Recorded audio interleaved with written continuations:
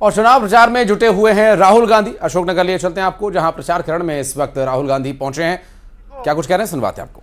तो लगता है कि देश के लोग नफरत से भरे हुए हैं,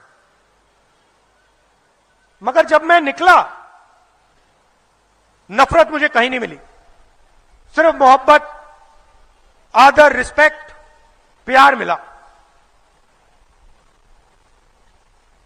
मैंने नारा दिया, नफरत के बाजार में मोहब्बत की दुकान खोल रहे हैं। तो सबसे बड़ा सवाल हमारे सामने, और अच्छा एक और बात, जब मैं युवाओं से मिलता था, बेरोजगार युवाओं से मिलता था, तो मैं उनसे सवाल पूछता था, भाई आपकी जात क्या है? पता नहीं आपने नरेंद्र मोदी का भाषण देखा या नहीं। 2-3 दिन पहले उन्होंने कहा हिंदुस्तान में सिर्फ एक जात है, वो है गरीब। सुना होगा आपने। एक तरफ कहते हैं मेरा नाम नरेंद्र मोदी, मैं ओबीसी हूं, और दूसरी तरफ कहते हैं हिंदुस्तान में सिर्फ एक जात है, वो है गरीब। मगर जो मैंने अपनी आंखों से देखा, मैं आपको बताना चाहता हूं। मैं लाखों युवाओं से मिला,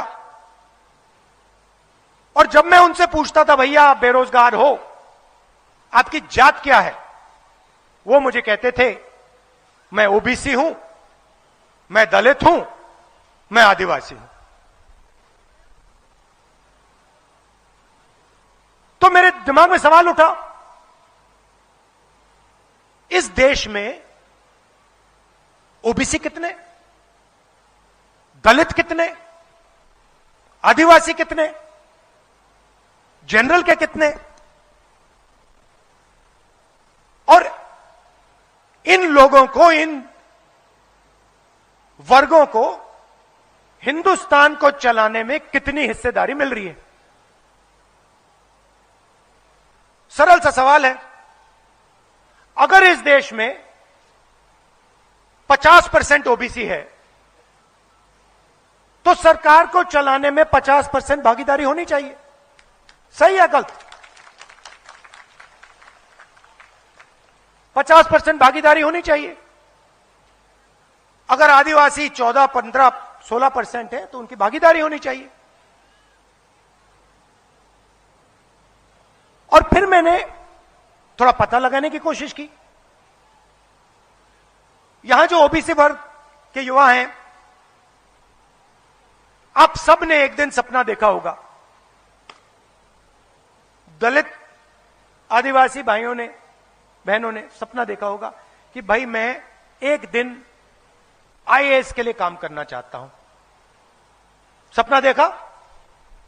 देखा ना? ये देखो हाथ उठा रहे हैं। हर युवा कहता है मैं आईएएस के लिए काम करना चाहता हूं। क्यों?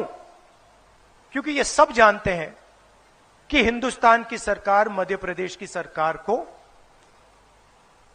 आईएएस अफसर चलाते हैं। भाइयों और बहनों, हिंदुस्तान की सरकार को 90 लोग चलाते हैं। अगर आप सोचते हो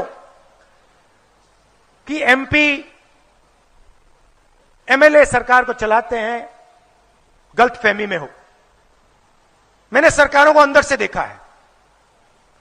हिंदुस्तान की सरकार को 90 अफसर चलाते हैं। नरेंद्र मोदी जी मिलकर 90 अफसरों के साथ इस देश को चलाते हैं। कैसे? हिंदुस्तान का जो बजट है, जो धन है, उसको ये 90 अफसर बांटते हैं।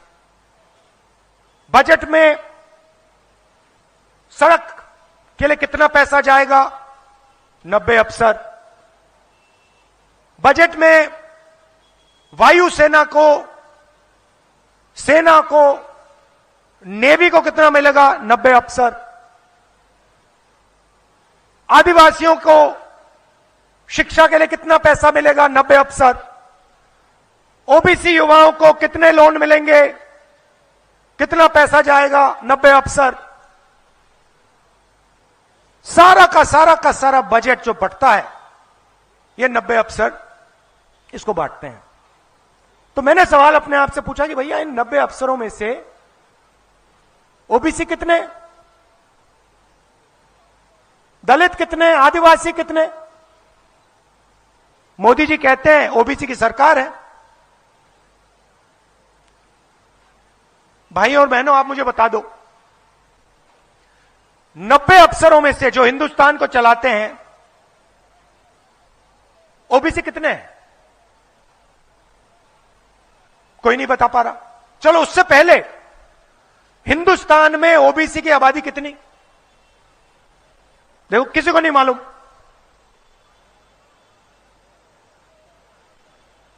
हिंदुस्तान में ओबीसी की आबादी कितनी, किसी को नहीं मालूम। हिंदुस्तान में 90 अफसर जो देश को चलाते हैं, उसमें ओबीसी कितने, किसी को नहीं मालूम। अच्छा भैया ये बता दो, हमारा जो बजट है लाखों करोड़ रुपए का, उसमें ओबीसी अफसर कितना निर्णय लेते हैं? कोई नहीं बता पा रहा। सन्नाटा है। मैं बताता हूं, 90 अफसर में से 3 अफसर ओबीसी वर्ग के हैं। और अगर हिंदुस्तान का बजट 100 रुपए का हो, तो ओबीसी वर्ग के अफसर 5 रुपए का निर्णय लेते हैं। अब आप मुझे बताओ, अगर 90 में से 3 अफसर निर्णय ले रहे हैं और ओबीसी वर्ग सिर्फ बजट के 5% पर निर्णय ले रहा है, तो आप मुझे समझा दो कि ओबीसी वर्ग की शिक्षा के पैसे कहां से आएंगे, कैसे आएंगे, कब आएंगे? आप मुझे समझा दो ओबीसी वर्ग की प्रगति कैसे होगी? जो देश को चला रहे हैं उसमें आपका एक आदमी नहीं है। अच्छा, ओबीसी की बात की, आदिवासियों की बात करता हूं। अगर हिंदुस्तान के बजट में 100 रुपए खर्च होते हैं, तो 5 रुपए ओबीसी वर्ग के अफसर निर्णय लेते हैं। भाई और बहनों, आदिवासी वर्ग के अफसर सिर्फ 0.1% डिसीजन लेते हैं। मतलब अगर हिंदुस्तान का बजट 100 रुपए का हुआ, तो आदिवासी अफसर 10 पैसे का निर्णय लेते हैं। अब जैसे ही मुझे यह बात समझ आई, मैंने इलाज निकाला। मैंने कहा देखिए, सबसे पहला कदम यह है कि इस देश में ओबीसी कितने, दलित कितने, आदिवासी कितने, यह हमें पहले पता लगाना पड़ेगा। पता लगाने का तरीका जाति जनगणना।